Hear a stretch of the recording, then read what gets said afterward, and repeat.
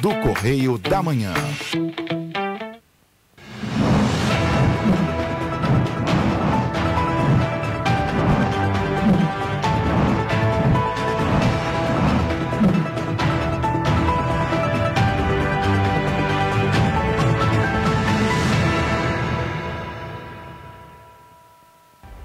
Olá, sejam bem-vindos ao Correio da Manhã na TV. Muito obrigado pela sua presença, pela sua audiência. Hoje é segunda-feira e a gente chega com muita informação para você. Olá, Roberto. Exatamente. Olá, Jorge. Olá para você que nos acompanha. Lembrando que você pode mandar sua reclamação, sua sugestão de matéria aqui para a gente. Participe do nosso jornal.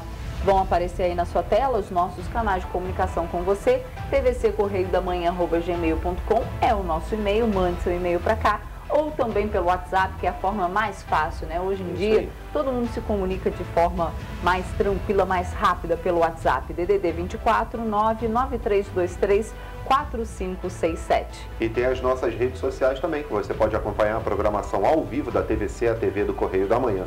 Você entra no Facebook, YouTube ou Instagram, acompanha a gente ao vivo e também pode participar mandando a sua mensagem. Exatamente, e olhem só, gente, hoje em Petrópolis o dia amanheceu com céu claro e sem nuvens.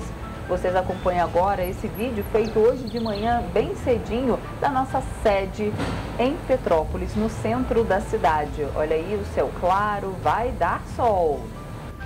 Vamos então às notícias desta segunda-feira, dia 4 de julho.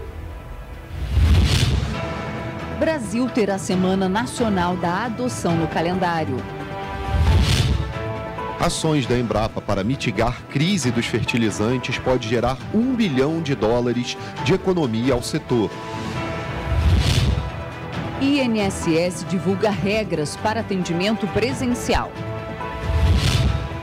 38º Batalhão de Polícia Militar apresentou redução nos índices criminais no primeiro semestre de 2022. E mais, Prefeitura de Petrópolis contrata 50 novos estagiários. Agora, no Correio da Manhã na TV.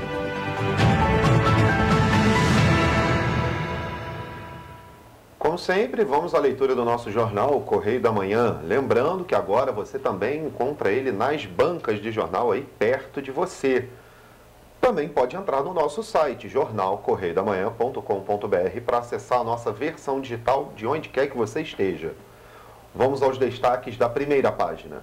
Na manchete, da coluna do Cláudio Magnavita, na página 3, o destaque é Bolsonaro com Malafaia e Castro com Abner. São aclamados em eventos evangélicos no Rio. E ainda na página 8, nossa página especial, tira dúvidas sobre os efeitos da quarta dose da Covid-19. Bulas indicam que reações somem em 24 horas depois da aplicação. E mais, na página 4, Polícia Federal, Valério delata relação do PT com PCC. Reportagem publicada pela revista Veja revelou detalhes do depoimento no qual o ex-publicitário Marcos Valério revela a suposta relação do partido com a facção.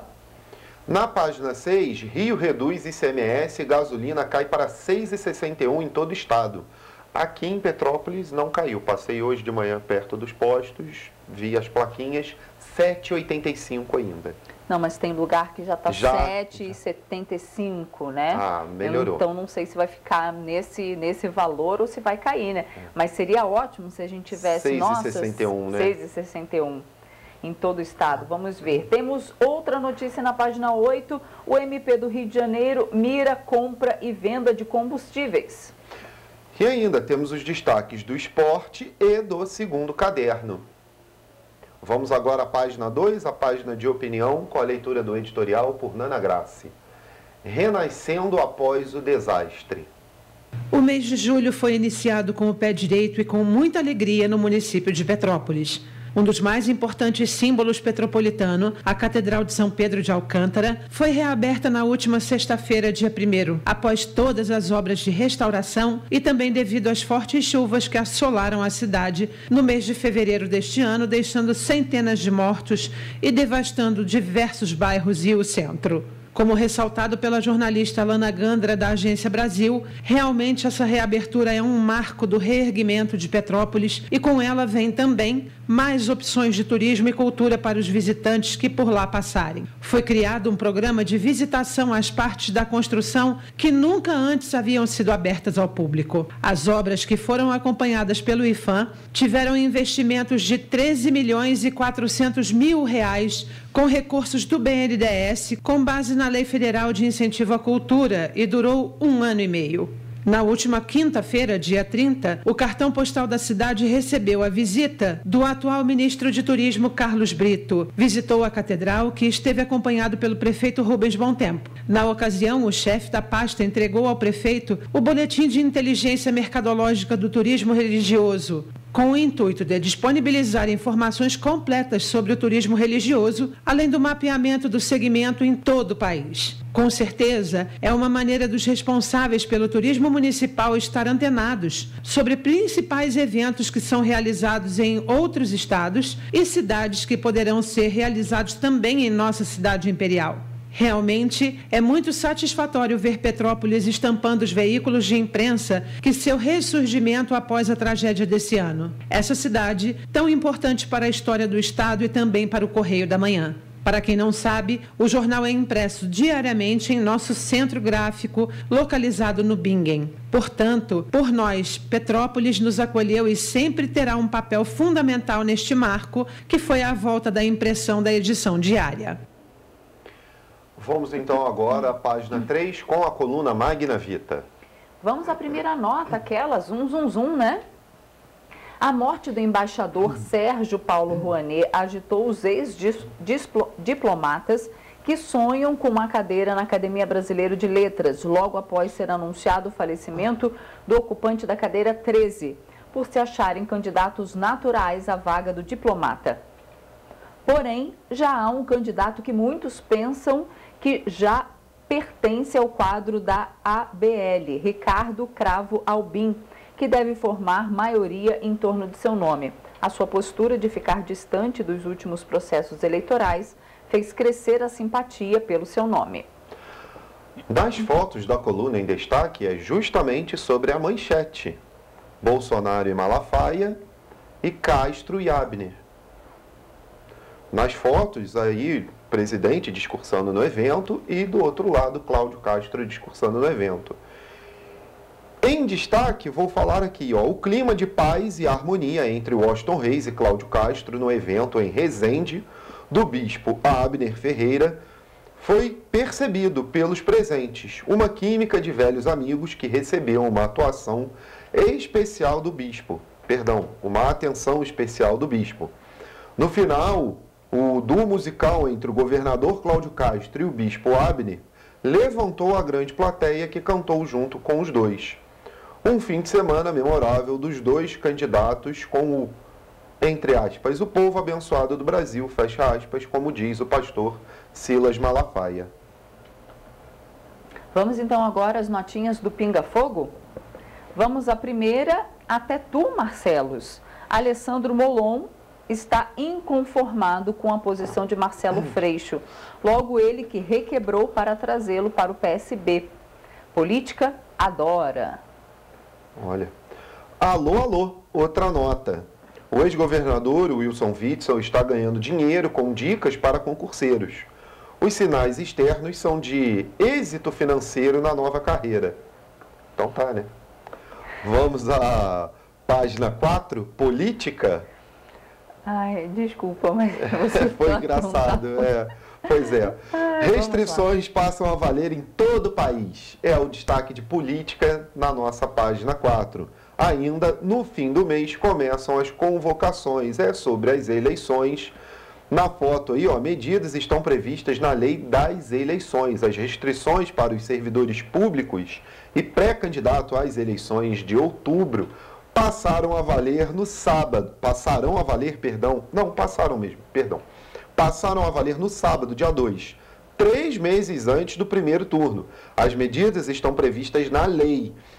objetivam manter o equilíbrio entre os candidatos. Agora é aquele período que tem que se tomar mais cuidado com as eleições aí. Exatamente. Ainda em destaque, né, nessa página, falando sobre a Daniela Marques, que assume a presidência da Caixa Econômica Federal nesta terça-feira, né? A economista Daniela Marques teve o nome aprovado na sexta-feira e assinou o termo de posse. Ela assume oficialmente o cargo nesta terça-feira em cerimônia oficial no Palácio do Planalto.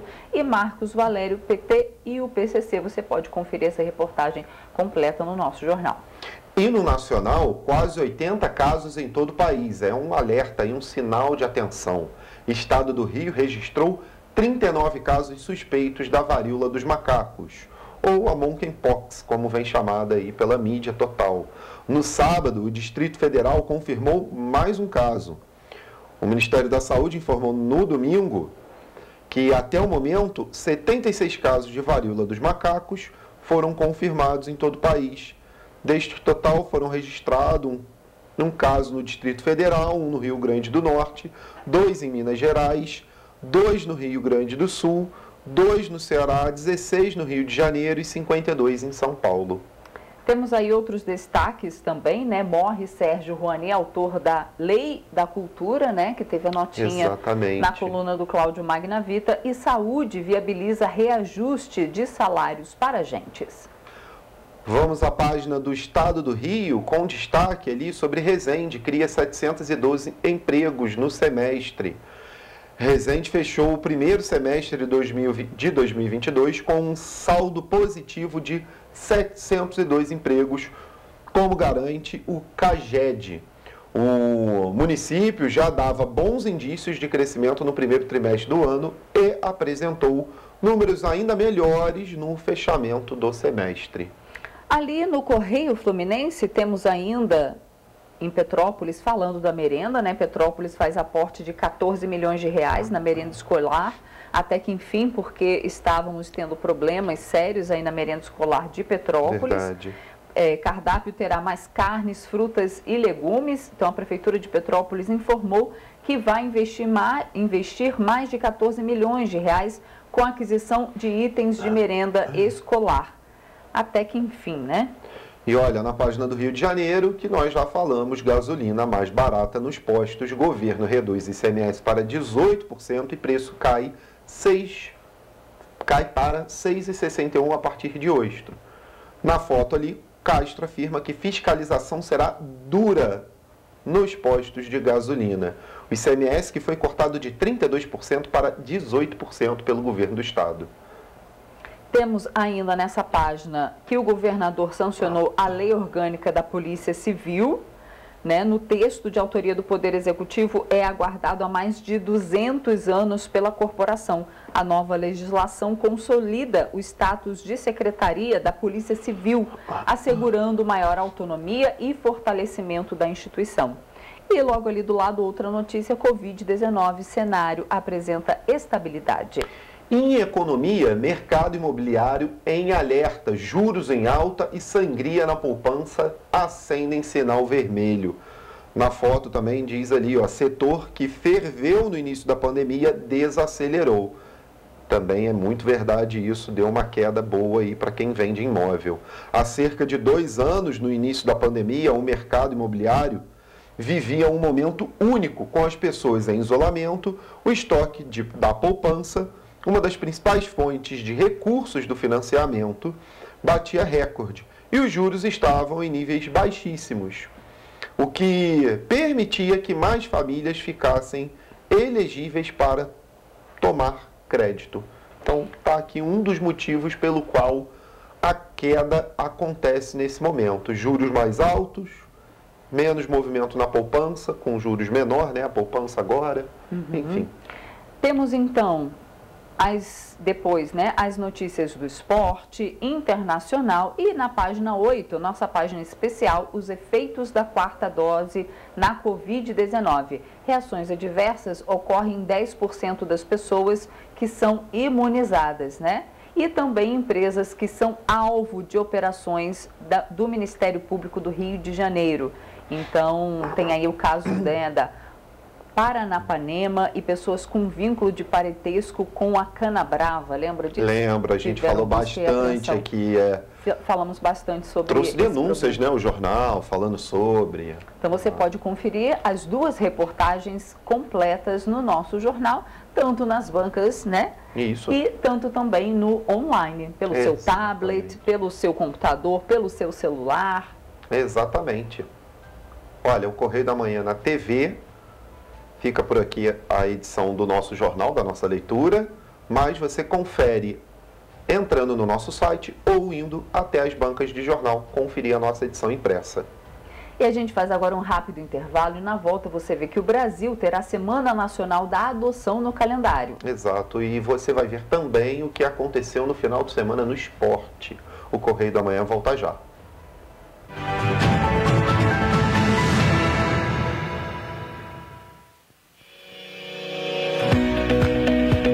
Olá, amigo e amiga. Estamos chegando ao meio do ano.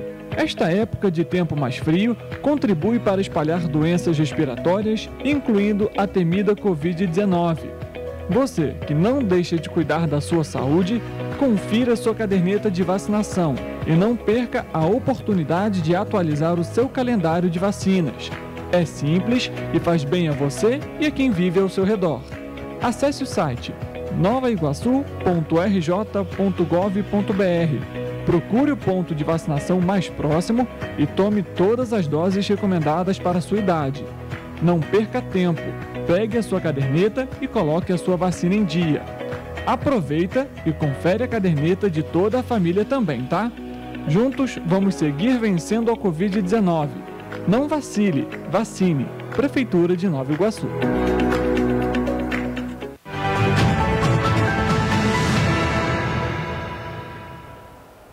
Estamos de volta.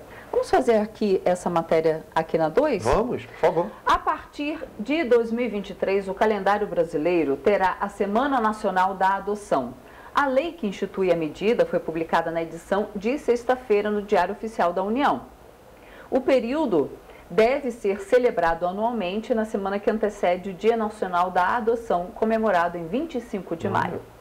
O objetivo da iniciativa aprovada pelo Congresso Nacional é fomentar reflexão, agilização, celebração e promoção de campanhas de conscientização, sensibilização e publicidade, versando sobre o tema adoção, com a realização de debates, palestras e seminários sobre adoção. De acordo com o Sistema Nacional de Adoção e Acolhimento, as pessoas pretendentes aguardam anos na fila à espera de bebês ou crianças pequenas. Em 2021, havia 46.390 pretendentes cadastrados e 3.770 crianças e adolescentes aptas para adoção em todo o país. Destas, 24 têm HIV, 237 têm deficiência física, 540 têm deficiência mental e 611 outro tipo de doença. Assim, há uma disparidade entre o perfil das crianças idealizadas com as disponíveis no acolhimento institucional. Em nota, a Secretaria-Geral da Presidência da República destacou que as campanhas de conscientização sobre adoção são cada vez mais importantes e necessárias. Por isso, a partir de 2023, o calendário brasileiro terá a Semana Nacional da Adoção. A lei que institui a medida foi publicada na edição desta sexta-feira do Diário Oficial da União. O período deve ser celebrado anualmente, na semana que antecede o Dia Nacional da Adoção, comemorado no dia 25 de maio. $1 bilhão de economia no setor agrícola. Essa é a expectativa da primeira ação do Plano Nacional de Fertilizantes, criado para mitigar a falta do insumo e assegurar a próxima safra e alcançar a boa produtividade com tecnologia e soluções nacionais. A caravana Embrapa Fert Brasil vai rodar as regiões do país trabalhando com as entidades representativas dos produtores rurais. Nessa caravana serão apresentadas soluções e tecnologias que visam diminuir o desperdício dos fertilizantes, aumentar, ou seja, maximizar a sua utilização e também apresentar as soluções tecnológicas como a análise biológica dos solos. Só no Brasil, o Distrito Federal e outros 17 estados devem receber a caravana. Os estados do Mato Grosso e São Paulo, por exemplo, já receberam essa iniciativa. A gente traz um balanço geral dos fertilizantes aqui no país porque triplicaram de preço nos últimos meses devido à escassez global. Lembrando que o país, o Brasil, importa 85% dos fertilizantes utilizados aqui. Nos últimos 20 anos, a demanda cresceu 300%. Richard Stoltzenburg para o Jornal Correio da Manhã. E o Instituto Nacional de Seguro Social, INSS, divulgou no Diário Oficial da União, na última quarta-feira, as regras e procedimentos para o atendimento presencial nas agências da Previdência Social. O documento divulgado pelo Instituto Nacional do Seguro Social, INSS, no Diário Oficial da União na última quarta-feira, dá algumas medidas voltadas à identificação pessoal do cliente, especificando quais são os documentos oficiais a serem apresentados, regras e procedimentos para o atendimento presencial nas agências da Previdência Social. Segundo o INSS, o documento garante ao portador de deficiência auditiva o acompanhamento do intérprete caso seja do interesse dele. Além disso, solicitações que não estejam disponíveis nos canais remotos devem ser feitas por meio do número 135 ou nas agências do INSS. A portaria informou ainda que é pré-requisito a apresentação de carteira de identidade pessoal válida e original, e também do representante legal ou procurador. No caso de pessoas doentes ou com idade acima de 60 anos, mesmo que o documento apresentado contenha alteração das características físicas do titular, não pode ser negado pelo INSS. Raquel tem enfrentado dificuldades no atendimento na agência de Petrópolis para solucionar o caso da mãe dela, Glória Maria, de 77 anos. A procuração simplesmente não consta no sistema que eu entreguei em março de 2020, antes do fechamento da pandemia, mais ou menos dia 10, dia 6 de março. E aí eu estou querendo uma posição deles para saber onde está essa procuração, por que não entrou, porque ela precisou de um empréstimo, ela teve que ir com problema de locomoção, ela teve que ir ao banco para poder fazer o empréstimo, porque não constava o meu nome lá como procuradora. No banco tem, mas pelo INSS para fazer as coisas através não tem. Então é meio que complicado, a pessoa tem problema de locomoção, já tem uma idade avançada, e ainda a gente já tem que fazer esses desdobramentos. Sérgio conta que após sofrer um acidente de trabalho, o INSS cortou o benefício dele e há 1 ano espera que o pagamento seja regularizado. Eu fraturei o punho e o INSS tinha me cortado, doutor? Agora eles restabeleceram por ordem judicial, e eu estou aguardando os atrasados que eles ainda não pagaram. Eu tinha sido cortado, eu não estava podendo voltar ao meu serviço, porque eu estou guardando cirurgia, eu tinha sido cortado no INSS.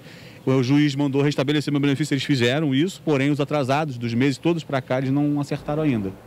Demora mesmo, o INSS é moroso nesse processo. E aí como ficam as contas, Porque as contas não esperam, E a gente falou até do cruzamento de dados na semana passada para os beneficiários ali do BPC, dos aposentados, prova de vida. Por que não fazem também alguns cruzamentos de dados para ver esse tipo de benefício também? Seria interessante.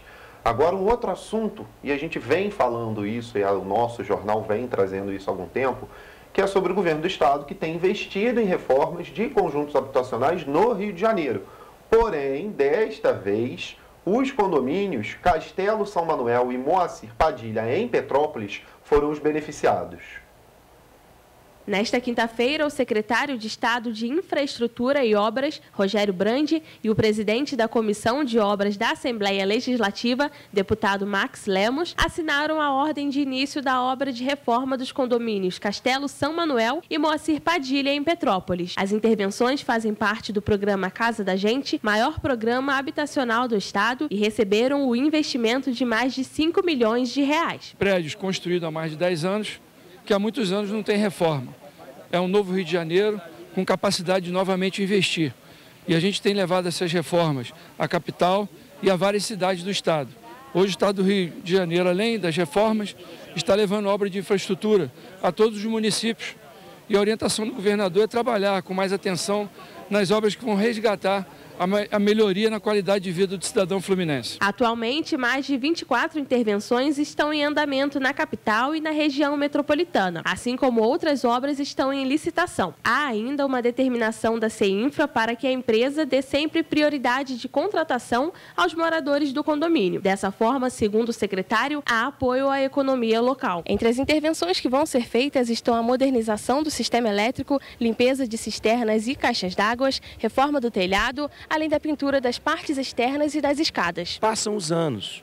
Nem sempre os moradores têm condição de uma cota extra. Às vezes você tem um serviço da parte elétrica muito caro. Fica caro para as pessoas. Você tem a questão hidráulica, você tem recuperação de telhado, você tem recuperação de caixa d'água. Tem condomínios que às vezes o sistema de esgoto está misturando com a cisterna. Então é água potável misturada com esgoto. E tem a recuperação das fachadas, que são complexas. Nós vamos reformar, nesse primeiro momento, no programa Casa da Gente, 1.490 prédios no Rio de Janeiro. Para moradores do conjunto habitacional Moacir Padilha, no Quitandinha, a obra é importante, já que há mais de 10 anos os moradores esperam pela reforma do local, que apresenta pintura desgastada, rachaduras e infiltrações nas coberturas. Está muito ruim nosso prédio, está precisando muito dessa reforma. Nossa, vai ser um benefício muito grande para nós. Precisamos de pintura lá atrás, está caindo a pintura. É muito importante, sim. Eu vim para cá, eu ia fazer 17 anos. Quando eu vim morar aqui, já estou com 65. É só melhoria para toda a população aqui do conjunto. Precisa mesmo, né? E na última terça-feira, o governo do estado inaugurou um novo centro cirúrgico no Hospital Regional Doutora Zilda Arnes, em Volta Redonda. A unidade ainda vai receber ampliação de leitos. Vão ser novas 4 salas disponíveis para atendimentos à população. O Hospital Regional Dr. Arnis Nilman, em Volta Redonda, referência na região, vai ser ampliado. O anúncio das melhorias foi dado na última terça-feira pelo governador Cláudio Castro durante uma visita à unidade. Hoje aqui são 18 leitos, 3 salas de CTI, mas também tem o Hospital de Friburgo, também tem o Rio Imagem Baixada, também tem o Hospital em Miguel Pereira, o Hospital de Partido Alferes. Se a gente começar a falar aqui, são hospitais no Rio de Janeiro inteiro, para que a gente possa fazer esse que é o nosso grande e verdadeiro projeto, que é a verdadeira descentralização da saúde.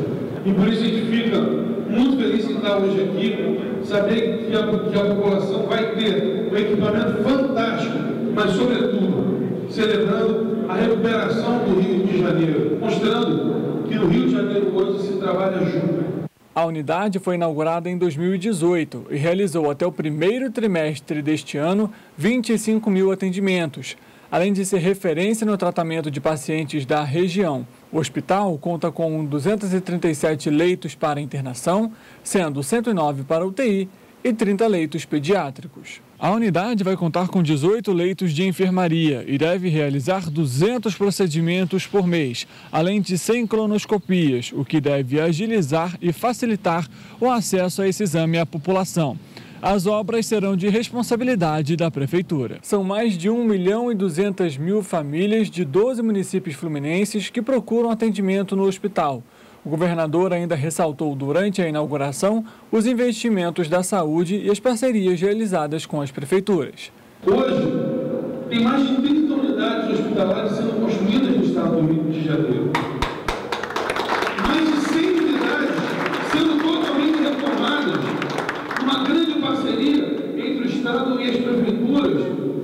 Porque, de verdade, gente, nós precisamos cuidar da saúde do nosso povo. Segurança pública, saúde, educação, tem que ser prioridade sempre. Ao fim da cerimônia, o Estado repassou 6.300.000 reais para a Prefeitura de Pinheiral, a fim de ampliar o Hospital Geral Aurélio Gonçalves Barbosa. Bom, e hoje, segunda-feira, é dia de fazer o giro do esporte do que aconteceu no final de semana. A gente vai chamar o nosso repórter, o Richard Stolzenburg, que hoje está lá nos nossos estúdios e traz as informações para a gente. Richard, conta como é que foi o final de semana no esporte. Oi, Jorge, olha, movimentado, viu? Teve tênis, teve skate, futebol. E a gente vai começar então pelo futebol. A gente teve a 15ª rodada do Campeonato Brasileiro nesse fim de semana. A gente traz os resultados aqui. Dentre eles, na Série A, o Avaí perdeu de 2-1 para o Cuiabá. O Atlético Goianiense perdeu em casa para o São Paulo. O resultado final 2-1 para o Tricolor Paulista. E o América Mineiro ganhou de 1-0 do Goiás, assim como o Coritiba, que também garantiu 3 pontos, vencendo o Fortaleza por 2-1. A gente lembra aqui que teve Série B também e os resultados foi 0-0 em todos os jogos, viu? 3 jogos ali sem nenhum golzinho, emoção, pouca emoção na verdade nos jogos. Ponte Preta e Tombense 0-0, Bahia e Grêmio 0-0 e Vasco e o Sport Recife também 0-0 foi o resultado final das partidas. A gente traz aqui então a tabela atualizada da classificação da Série A do Campeonato Brasileiro, começando com Palmeiras, 29 pontos, seguido do Atlético Paranaense e do Atlético Mineiro, ambos com 27 pontos, Corinthians com 26, fechando ali 25 Internacional e o Fluminense, que é o 6º colocado para a Libertadores, 24 pontos. Para falar dos cariocas aqui do Rio de Janeiro, Flamengo está em 8ª colocação com 21 pontos e o Botafogo em 10º lá no meio da tabela com 18 pontos. A gente fala também sobre a UEFA, que informou que vai preparar uma campanha para intensificar os combates aos ataques racistas nas redes sociais. A entidade informou que essa campanha vai acontecer no Facebook, Instagram, que são da empresa Meta, também no TikTok e no Twitter. Além disso, vamos mudar agora um pouco de tênis, já falamos sobre futebol, vamos falar sobre tênis, porque em Wimbledon não temos mais nenhum atleta brasileiro representando o país. Isso porque Bruno Soares e Rafael Matos, a dupla brasileira, foi eliminada no torneio de Londres, como foi também Bia Haddad, que a gente comentou na sexta-feira. A gente fala também sobre skate, viu? Já começou aí campanhas relacionadas para a Olimpíada de 2024, que vai ser na França, e a Raíssa Leal e, além dela, a Pamela Rosa encerraram o Pro Tour que está sendo realizado em Tóquio, fora do pódio. A próxima competição, nessa próxima chave que vai acontecer, é aqui no Rio de Janeiro, em outubro. Apesar disso, as meninas ainda têm a possibilidade de conseguir uma vaga aí nas Olimpíadas de 2024, viu? Além disso, Fórmula 1 teve aqui, a gente traz um resultado rápido, o Carlos Sainz em Silverstone teve a sua primeira vitória na Fórmula 1. Ele foi seguido então pelo Sérgio Pérez, da Red Bull, e também pelo heptacampeão Lewis Hamilton, que fechou o pódio da corrida em Silverstone. Esses foram os destaques do esporte de hoje. Eu volto com vocês aí no estúdio. Obrigado, Richard, pelas informações. E você vai ver depois do intervalo que o 38º Batalhão de Polícia Militar apresentou redução nos índices de criminalidade no primeiro semestre de 2022. E você vai ver também que incêndio em mata atinge o Bonfim, bairro aqui de Petrópolis. Voltamos já.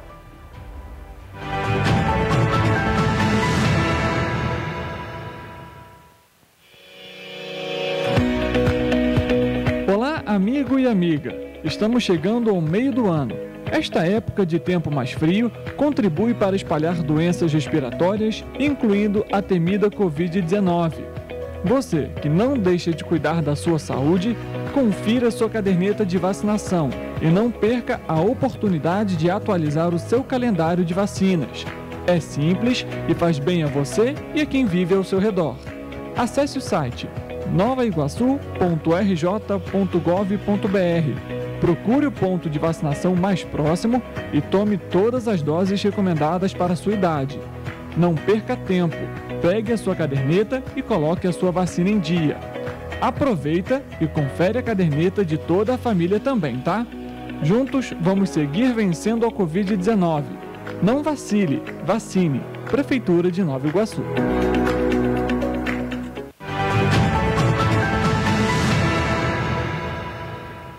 Voltamos. O 38º Batalhão de Polícia Militar apresentou redução nos índices criminais no primeiro semestre de 2022. O batalhão cobre as regiões de Areal, Levi Gasparian, Paraíba do Sul, Sapucaia e Três Rios. A redução se deu nos índices criminais, que incluem os casos de homicídios, roubos de veículo, de carga e roubos de rua. A análise apresentou queda expressiva nestes índices para o primeiro semestre de 2022, em comparação ao mesmo período do ano de 2021.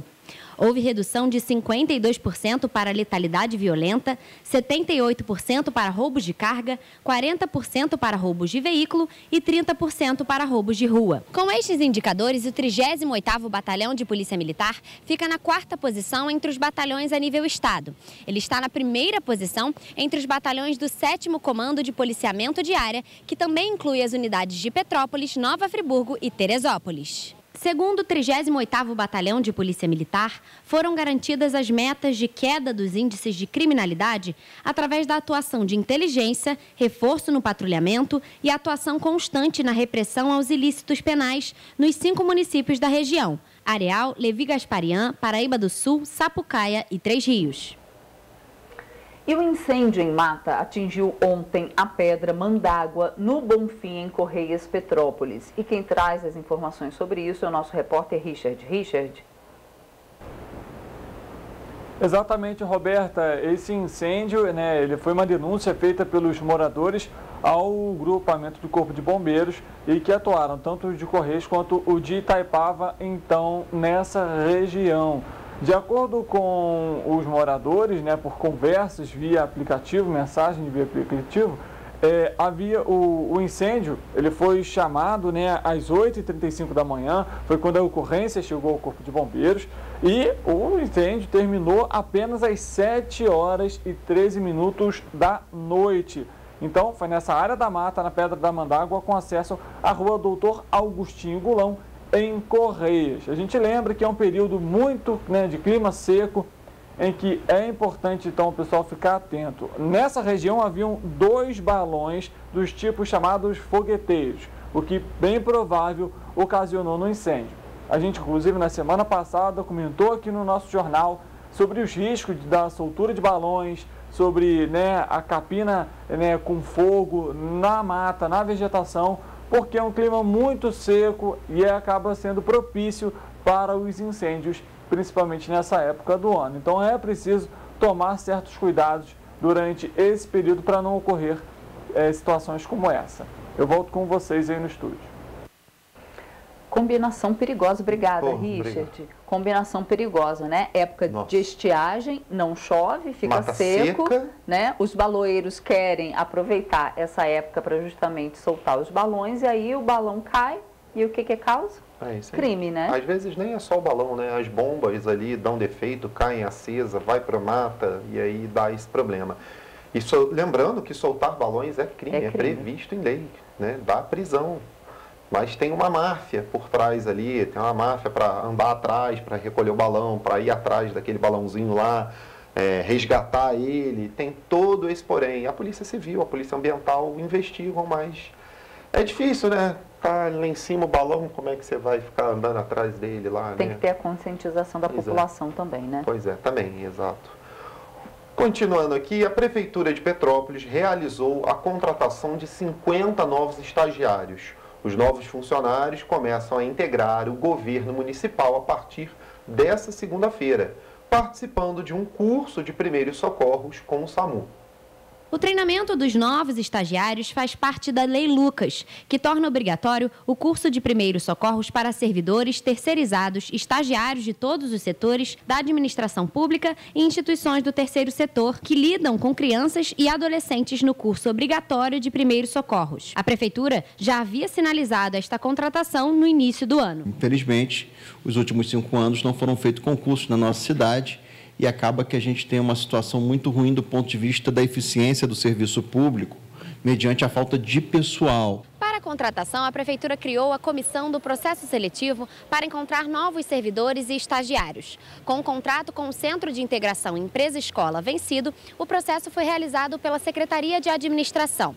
A contratação foi atrasada pelas chuvas que atingiram a cidade, mas agora já está sendo finalizada pela Prefeitura. Inclusive, utilizamos professores da nossa rede municipal na construção e elaboração de provas. Esse processo seletivo está terminando, né, nesses dias, com a convocação desses estagiários que vão ocupar aí diversos setores da nossa prefeitura. A lei municipal que obriga o curso de primeiros socorros para todos os servidores foi sancionada no dia 24 de junho e prevê ainda a capacitação para todos os que ingressarem no serviço público e passa a ser exigida em concursos e processos seletivos. O treinamento também vai ser feito em instituições do terceiro setor que lidam com crianças e adolescentes. O prefeito entende que isso é uma necessidade que já deveria, inclusive, ter sido regulamentado, porque é uma lei federal de 2018 e que não foi regulamentada no município de Petrópolis, e ele fez questão de encaminhar para a Câmara, fez toda uma regulamentação.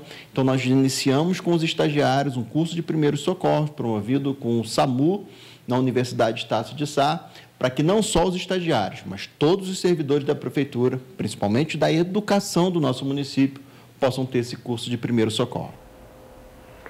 E atenção, moradores de Paraíba do Sul, tem coleta de lixo verde no município de hoje até o dia 7 de julho. E o nosso repórter Richard tem as informações.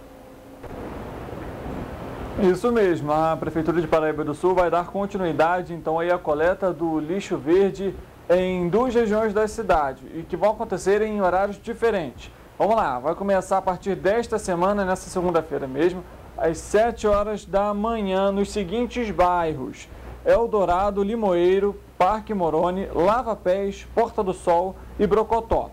Já a partir das 1 hora da tarde, vai acontecer nas localidades Liberdade, Santa Josefa, Rua das Palhas e Ponte Preta.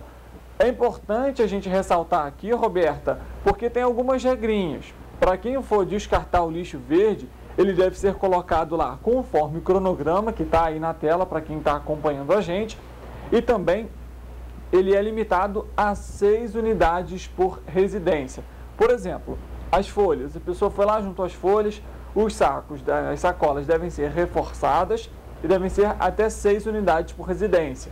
Já os galhos, por exemplo, eles devem ter no máximo 1 metro de comprimento e de 50 centímetros, então, do fardo, né? O fardo todo deve ter 50 centímetros e os galhos 1 metro de comprimento.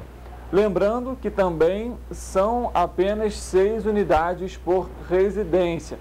Então, para quem for fazer aí, né, for deixar o seu lixo verde para fazer essa coleta, deve ser necessário essas atenções e, logicamente, no horário, no cronograma certinho, à frente da residência, lá no seu ponto de coleta.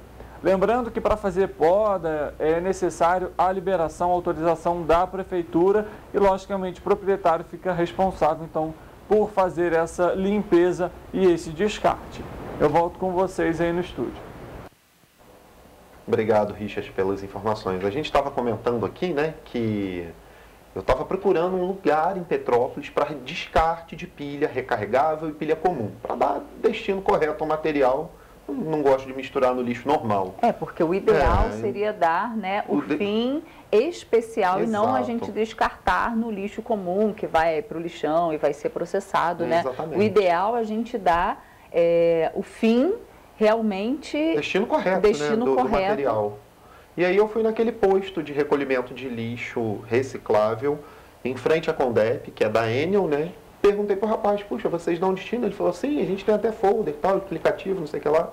Eu falei, olha, que bom, por favor, então dê destino aqui, era um pacote de pilhas grande. Falei, dê destino às minhas pilhas que eu vou ficar agradecido para reciclagem. Então, se você for de Petrópolis, né, ali em frente à Condep, no Quitandinho, em frente ao postinho de saúde, dali tem um ponto da Enel, né, que recolhe de lixo, material reciclável, né, e eles dão até desconto na conta de luz. Isso. Você ganhou desconto na conta de luz? A gente tem o cadastro lá. Exatamente, eles dão até desconto na conta de luz. Mas aí você tem que levar separadinho o lixo, viu? O que é papel, para papel, num saco só de papel, Porque senão que você não alumínio, tem... saco, tudo direitinho, senão você não tem separadinho. o desconto, que é vidro, só vidro, para ter o destino certinho. Eles têm as lixeiras lá separadas para isso. Então você conseguiu dar destino correto às pilhas, né? É, porque eu fiquei assim, meio assim de entregar, mas ele me deu um folderzinho lá, mostrou que tem o destino correto. Falei, perfeito então. Então, vai aqui mesmo. Então fica aí a dica, né? Exatamente. Olha só, na tarde de sexta-feira,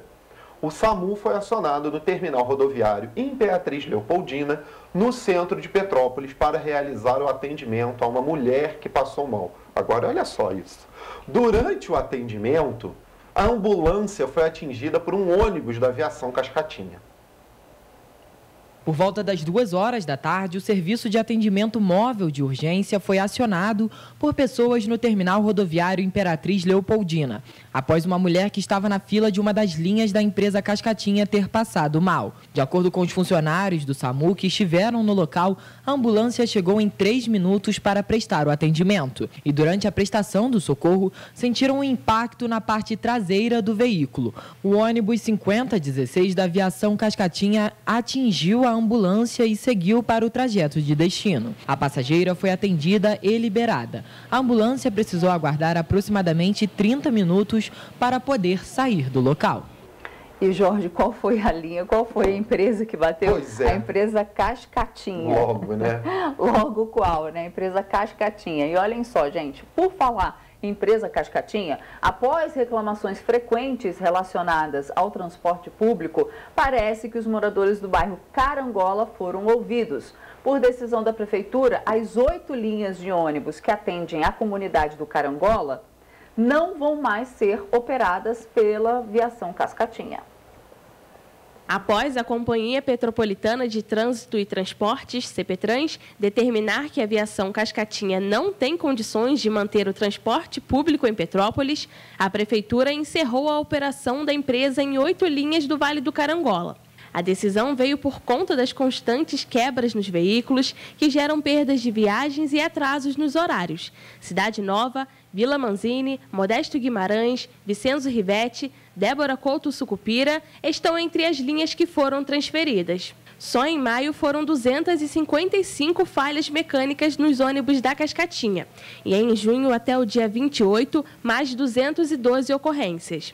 As linhas vão ser operadas pela aviação Cidade das Hortênsias, empresa que, de acordo com o Centro de Controle Operacional da CPTrans, tem a maior eficácia do sistema. A garagem fica no bairro Carangola, o que torna o acesso mais rápido aos veículos. Segundo a CPTrans, a licitação das linhas que são operadas pela aviação Cascatinha deve acontecer ainda este ano. A Comissão de Elaboração do Transporte Público da CPTrans está responsável pela elaboração do edital, que deve conter, entre outros pontos, a quantidade de linhas que vão ser operadas. Para quem depende do transporte público, a decisão é motivo de alívio. Se for para uma melhora para a população, né? Eu acho que é válido, né?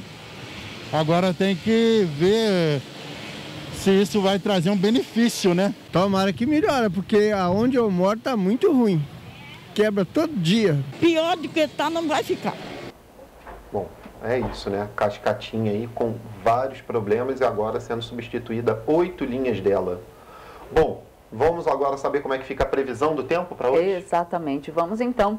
A previsão do tempo para as cidades que compõem a nossa área de cobertura é de céu predominantemente claro, com poucas nuvens e sem previsão de chuva. Que bom, né, Jorge? Tem feito dias ensolarados, aumentou a temperatura, né? Aqui em Petrópolis, não foi muito, não, aumentou, o solzinho tá gostoso, tá porque o frio tava de lascar, né? Melhorou um pouquinho. Então, olha só, as temperaturas vão variar entre mínima de 12 e máxima de 24 graus em Nova Friburgo, também em Petrópolis e Teresópolis. Mínima de 11 graus e máxima de 28 graus em Paraíba do Sul. Mínima de 13, máxima de 26 graus em Pati do Alferes. E entre mínima, né, temperatura mínima de 12 e temperatura máxima de 28 graus em Três Rios. Olha só, 28 graus. Deu uma melhorada boa. É, né? Lá em Três Rios já é sempre quentinho, um pouquinho né? mais quente, é. E olha só, vamos voltar a falar com o Richard agora, se ele tiver lá, por quê? Vamos falar sobre matrícula e renovação de matrícula da EJA, que começam esta semana em Nova Friburgo. Richard, a Prefeitura de Nova Friburgo publicou uma portaria sobre esse assunto, não é? Isso mesmo, publicaram sim essa portaria e ela é voltada então aí para o EJA, que é a educação para jovens e adultos. Ela vai começar inclusive para esses estudantes, porque o semestre já está quase começando, viu? O semestre começa no dia 15 de julho, que é uma sexta-feira. Vai ocorrer então nos seguintes dias, 4, 5 e 6 de julho, ou seja, começa hoje, né? Vai até amanhã, até a próxima quarta-feira. Aquelas pessoas que forem realizar a matrícula ou a renovação de matrícula devem, logicamente, estar com os seus documentos atualizados. Para quem é menor de 18 anos, o início do semestre para o dia 15 de julho, a pessoa tem que completar até 15 anos até esse período, até a data, então, do dia 15 de julho. Se até lá a pessoa não completar 15 anos, ela não pode participar, então, dessa educação para jovens e adultos, tem que ser o modo tradicional. Aquelas pessoas que têm entre 15 e 18 têm que estar acompanhadas dos pais e responsáveis, e aquelas pessoas com mais de 18 anos não precisam, obviamente, mas devem levar então essa documentação atualizada e, se necessário, assinar o termo de matrícula, viu? É importante não esquecer essas datas e, logicamente, os documentos para conseguir fazer essa renovação. As dúvidas e os esclarecimentos estão no site da Prefeitura de Nova Friburgo, que é o www.pmnf.gov.br. Eu volto com vocês aí no estúdio. Obrigado pelas informações, Richard. Bom, e agora a gente vai falar de fé, de religião, de espiritualidade também, né? Porque na sexta-feira foi realizada a primeira missa na Catedral São Pedro de Alcântara, também de pontos turísticos, né? Que é o ponto turístico que foi reaberto na sexta-feira depois de passar por um ano e meio de reformas. Nós agora contemplamos com tanta magnitude desse templo oferecido para Deus, para a glória dele. Na manhã desta sexta-feira, a Catedral São Pedro de Alcântara recebeu centenas de pessoas para a primeira missa após a restauração. Diversas autoridades políticas, religiosas e moradores de Petrópolis estiveram presentes para prestigiar o retorno de um dos locais mais visitados de Petrópolis. A gente vai conhecer de novo a nossa catedral. Responsáveis pela reforma que trabalharam durante meses para entregar o monumento ao povo petropolitano também estiveram presentes durante a missa. Fazer parte de tudo isso foi muito importante para nós. Não tem preço, não tem. O restauro não é só colocar a mão, isso não é só a execução. A gente tem que estar todo embasado para resolver as situações que aparecem para a gente. Porque no papel é uma situação, né? Na hora que você começa a colocar a mão e conhecer o bem, tudo se transforma também. Há séculos, um dos principais pontos turísticos de Petrópolis vem trazendo carinho para os religiosos e contando uma parte da história da cidade. A reabertura da Catedral São Pedro de Alcântara é um marco muito significativo, já que o templo religioso fica no coração do centro histórico. Não só uma entrega para Petrópolis e para o Rio de Janeiro, a despeito aqui, infelizmente, do que houve, mas uma entrega para o Brasil, né? Em relação aqui a essa importância histórica que há aqui dessa catedral, eu costumo até dizer, estava conversando agora com o Dom Gregório, que não é só uma entrega de uma reforma, mas sim é um restauro espiritual e cultural da comunidade de Petrópolis e do Brasil, que são esse tipo de entrega que mantém a nossa unidade. Um dos principais pontos abordados durante a restauração era a acessibilidade. Ricardo da Silva Vicente é aposentado e desde que ficou paraplégico em um acidente de moto, há 11 anos atrás, não conseguia mais frequentar a igreja. A gente se sente incluído, né? Porque a gente sabe que em alguns locais a gente não tem acesso ainda, mas as igrejas estão trabalhando para que as pessoas possam adentrar nos seus espaços, e aqui foi mais uma vitória para a gente, graças ao trabalho belíssimo aí de Dom Gregório. Muito legal aí, a catedral sendo toda revitalizada, as reformas terminaram, ponto turístico reaberto ao público. E a gente tem agora um vídeo incrível, né, feito pelo Serra Drone, com imagens assim de cima aéreas da catedral, né, que está rodando aí as redes sociais. E a gente trouxe para encerrar o nosso jornal de hoje, né? Porque agora a Catedral traz novos lugares para visitação, né? Não só naquela parte em que a gente estava acostumado, que os turistas estavam acostumados a visitar. Tem novos lugares de visitação. Pode ir nas torres, né? Não sei se nas torres pode, mas tem outros... As passarelas são para você ir naqueles pontos ao lado ali, não é isso? Não sei. Não foi ainda, né? Mas vai aparecer agora, mas, ok. Vamos dar uma olhada nesse vídeo que está incrível e está rodando aí as redes sociais. Vou ter que ir lá ver. Porque eu acho que paga para entrar agora para ver esse ponto. Deve ter que pagar, né?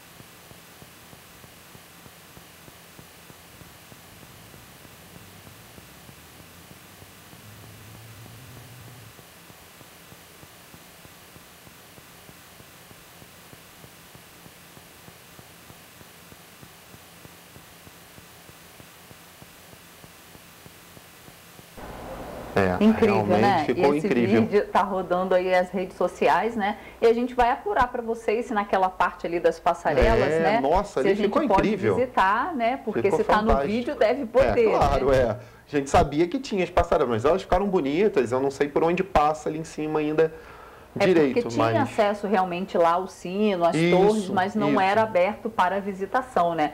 Acredito agora, depois da restauração, tem até mais segurança para que os visitantes, né, possam ir lá. E a gente vai apurar para trazer essas informações, né? Porque quem é daqui de Petrópolis, quem é de fora também, venha visitar a nossa cidade. Quem é daqui de Petrópolis, você petropolitano, visite também os nossos pontos turísticos, né? Entenda um pouquinho mais da nossa cidade, da nossa cultura, da história aí da nossa cidade, porque a Catedral, ela traz muita história da cidade, né? Exato. Até sexta-feira eu vou lá visitar. Exatamente. Gente, a gente fica por aqui. Hoje, segunda-feira, mas amanhã, terça-feira, estamos de volta, Isso não é aí, isso? Exatamente. A partir de 7h30 estamos aqui de volta. Tchau, tchau. Até amanhã. Tchau.